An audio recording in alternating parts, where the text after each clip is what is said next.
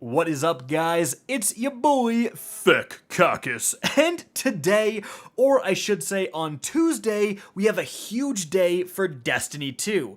First of all, the Solstice summer event is launching, but also we have a mid-season Sandbox update, and a bunch of weapon archetypes are being buffed. So in this video, we're going to be going over some fantastic exotic and legendary weapons that belong to these archetypes. These are very, very good guns that really just aren't seeing play because their archetype isn't very meta.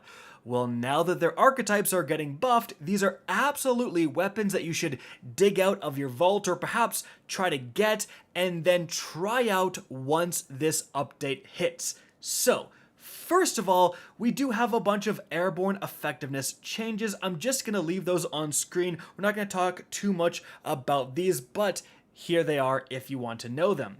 But moving on to the affected weapon archetypes. So first of all, 180 rounds per minute hand cannons are being buffed. So, honestly, the first one to come to my mind is the darn MALFEASANCE. This thing is a stat monster. I mean, it has 95 stability. That is almost unheard of. And this was nice before, but didn't make too much of a difference. But now, in this season, weapon stability is tied into flinch resistance. So the MALFEASANCE is going to have significantly more flinch resistance than other hand cannons, and it also is going to have its, projectiles explode after hitting an enemy enough times, which means that even at much further ranges outside of what most hand cannons can handle, if you're shooting a guy like, 5-6 times, those rounds are going to explode and secure you that kill, whereas no other hand cannon can really do that. And the explosive damage from the MALFEASANCE was recently buffed, so all of that is fantastic. But if you don't want to use an exotic, honestly, the Frontier's Cry from Iron Banner has been getting a lot of attention, with many people saying that it's one of the best 180s out there. It's just that 180s aren't doing too well. Well, it can also get Iron Reach to make the range higher than, any other 180 in the game. If you can handle that lack of stability, this could really be a saucy one.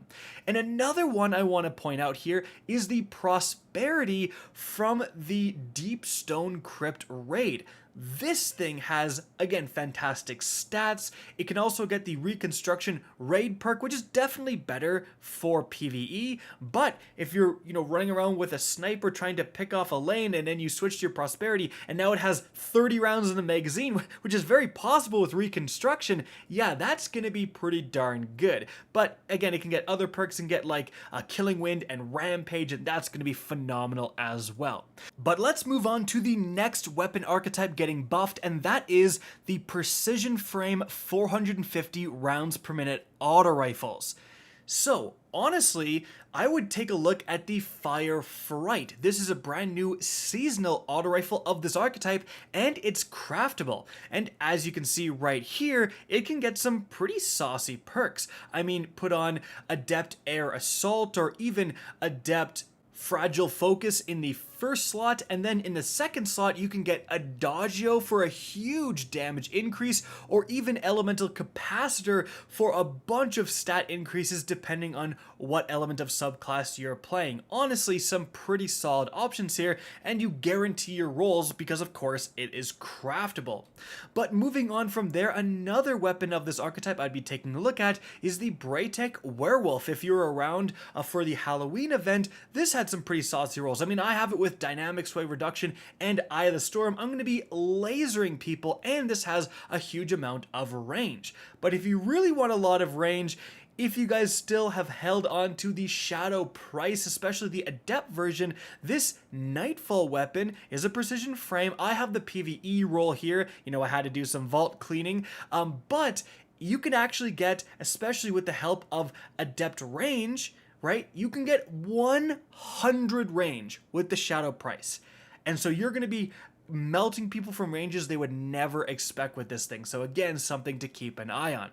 However, it's time to move on to the next weapon archetype getting buffed, and that is going to actually be the Precision Frame 180 rounds per minute Scout Rifles. So, the first one that comes to mind is absolutely the Hung Jury, another Nightfall weapon here. So again, the Adept versions can get those stat boosting mods, great for PvP, but this can get boxed breathing. Before this, if you wanted box breathing on a 180, it was the no feelings back from the Scourge of the Past raid. So not a lot of people had access to that, but this thing with box breathing, if you activate it, so you just aim down sights, behind cover, it's going to activate, you come out and you land that precision shot, you're going to do enough damage that it's going to end up being a 3-hit kill with a 180. So your time to kill, if you can pull that off, is insane. So now that it's even more consistent with this buff, if you don't activate box breathing, yeah, that is absolutely a powerful weapon to look at. Another one I would recommend taking a look at is the Tears of Contrition, just because it's a craftable weapon, but honestly, the rolls aren't too amazing. I mean, in the first slot, Enhanced Perpetual Motion, fantastic, and Enhanced No Distractions on a Scout is also going to be very good, but then in the second slot, I mean, you have Explosive Payload, maybe Vorpal Weapon, not too amazing for PvP. But one last weapon I'm going to leave you guys with in this archetype, and that has got to be the Vision of Confluence. This thing is a stat monster. If you do get the TIMELOST version, right, from the Master Vault of Glass raid, then it's going to be capable of using Adept mods. And like, I have the PvE rule here of Wellspring Frenzy, but it's always going to come with Zen Moment plus full auto in that bottom category. You can also get Kill Clip with this thing, very, very scary in PvP. Again, I should be capable of a 3-hit kill with that, so definitely take a look at that.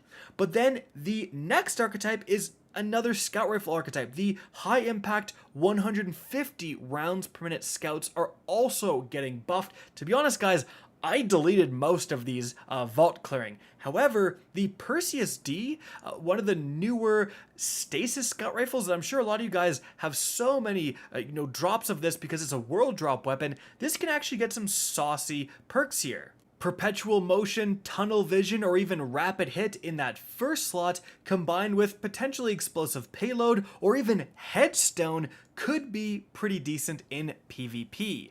But honestly, my mind first just goes to the de facto 150, and that's the Jade Rabbit.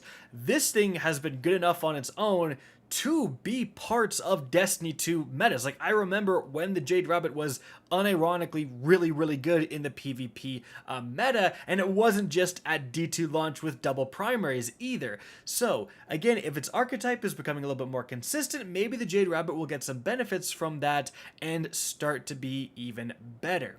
But moving on from there, guys, we're actually going to switch here, and the last kind of archetype buff isn't really an archetype buff, it's rather an overarching weapon type buff for PvE this time, and that is shotguns, specifically pellet shotguns, are getting their PvE damage bonus increased by 15%. So you get a free Vorpal weapon now on every single pellet shotgun. As a PvE player myself, I'm very interested in this. So something like the One Small Step from the Moon, this is actually the only kinetic rapid fire shotgun non-sunset in the game right now. It can get slide shot, and actually the newer versions can get auto loading plus trench barrel. Pretty darn saucy there. And also the Aikilos shotgun is rapid fire. It can get, 8 rounds in the magazine, lead from gold, which I actually am really liking lead from gold just for the consistency, and then also Vorpal weapon for that increase to damage. It can also get trench barrel as well, but Vorpal is a bit more consistent.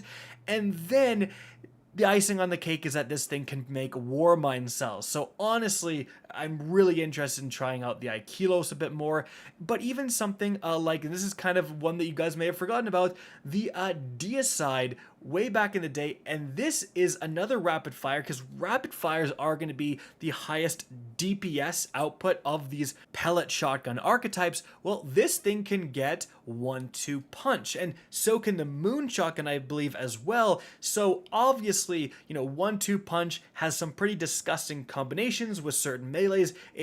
Every single season, it's broken and they end up having to disable certain things because it's so good. But now if you're doing any 1-2 punch shenanigans with a pellet shotgun, well, that pellet shotgun itself is just hitting harder now as well. So that's something you need to consider.